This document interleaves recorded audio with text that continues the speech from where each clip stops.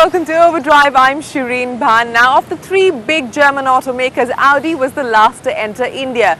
But it's been working doubly hard to play catch-up with its rivals. After the successful launch of the A4 and the Q7, Audi has launched the latest version of its sedan, the A6, and its baby SUV, the Q5.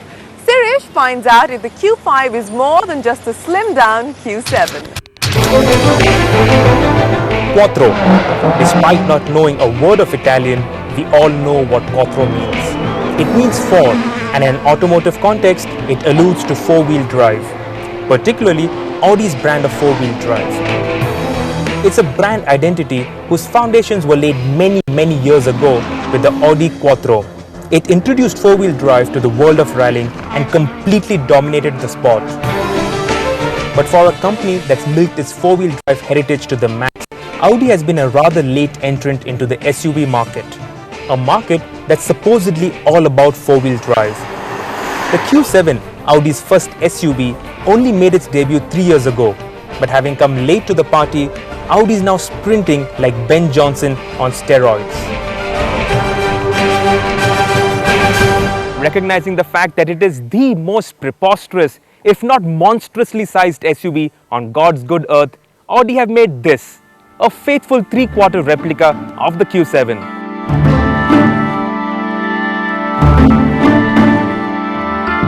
It's called the Q5 and it runs on a completely different platform. The Q7 traces its roots to the Porsche Cayenne and Volkswagen Touareg. The Q5 is derived from Audi's new A4. As is bleedingly obvious, the main differentiator between the A4 and the Q5 is height. The Q5 is 210mm taller than the A4. The two share an almost identical wheelbase. The Q5 is slightly wider, but perhaps surprisingly is a touch shorter than the A4. Audi claims these dimensions give it the sportiest proportions in this segment, accentuated by the sloping coupe-like roofline and beautiful roof rails. Some fancy marketing type even dreamed up an equally fancy sounding segment to slot the Q5 into, that of the performance SUV. Truth be told, this doesn't look anything like a sports or even performance car. What it does look like is an Audi, and the trapezoidal grille seems to be getting even larger with even more prominent chrome embellishments. Like all Audis, the Q5 too gets these LED daytime running lamps, but unlike on the R8 or even the A4, these eyebrows look somewhat contrived, like a forced design element. And unlike the A4, where those LEDs look exquisite, these I'd rather do without. But that's about the only criticism of a very neat and very mature design. It perfectly blends muscle with elegance while looking every inch a baby Q7. Why even these lovely tail lamps are fitted onto the tailgate like on the Q7 and not onto the body as is the norm. Step inside and she feels very much like an A4, albeit slightly taller. As with all Audis, there's this feeling of solidity and quality that is all-pervading. I particularly like these stereo controls, these rotary knobs, which I think all manufacturers should just blindly go out and copy. The Q5 also gets Audi's third generation MMI multimedia interface, which gets a larger screen and is more intuitive and easier to use. Though the best part of the system, the fancy navigation, which shows topography of land and also height of individual buildings, is missing in India. Other goodies include airbags all around, a parking camera, a 10-speaker stereo setup from specialists Bang & Olufsen with an integrated hard drive and SD card slots, Bluetooth connectivity, and this full-length sunroof. Which is an absurd option to pay for if you ask me. India's too hot to make a sunroof sensible, and plus this thing gets only this mesh fabric covering, which when the sun is immediately overhead doesn't cut the light and gives you quite a headache. I wonder how Audi forgot about this. What you will appreciate is space, which is generous thanks to the clever packaging that gives it the longest wheelbase in its class, and 5 can travel in comfort.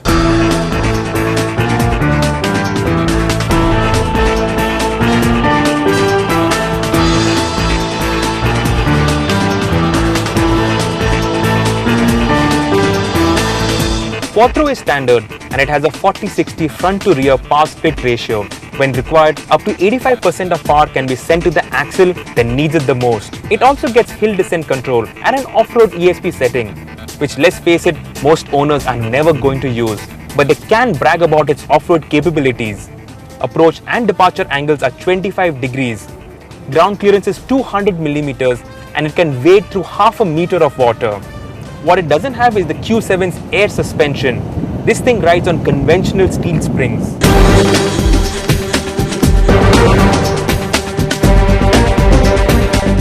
In India, you can get two engines in the Q5. The first is a 2-liter turbocharged direct injection petrol developing 211 horsepower and 350 Newton meters of torque.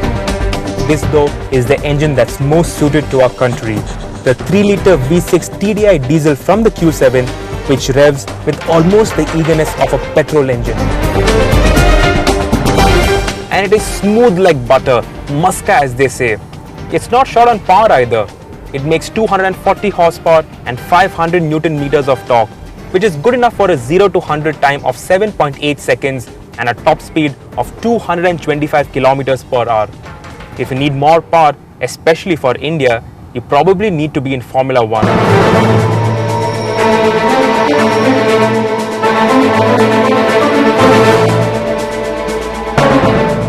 Better still, it's mated to this excellent 7-speed twin-clutch automatic gearbox, the benefits of which we already know. Instantaneous upshifts without a cut in power, almost immediate downshifts with an automatic blip of the throttle, and lightning quick responses. Volkswagen calls this gearbox DSG, but Audi found it fit to call it S-tronic.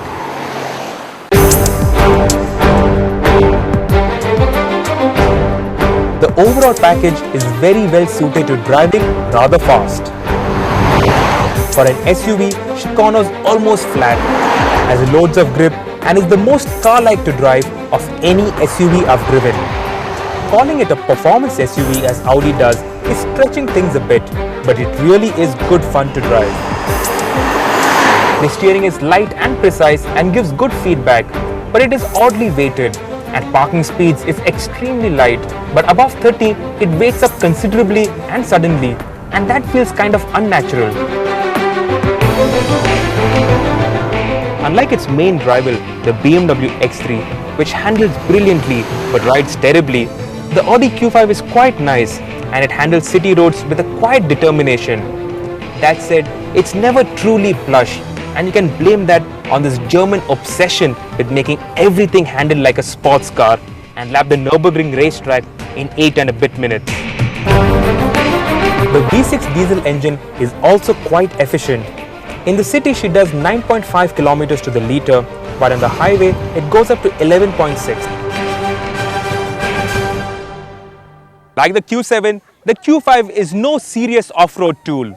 It's a luxury car with better ground clearance, a better driving position, and more space and comfort. But unlike the Q7, this isn't as ostentatious or embarrassingly in your face. It has more sensible proportions. It has a more pleasant nose, though no less handsome. And in the bargain, this is also significantly cheaper. The Q5 range in India starts at 39 lakhs, and this fully loaded diesel with all the options would go up to around 45 lakhs, which by no means is a bargain. But when you look at the competition in its class, this clearly is head and shoulders above the rest.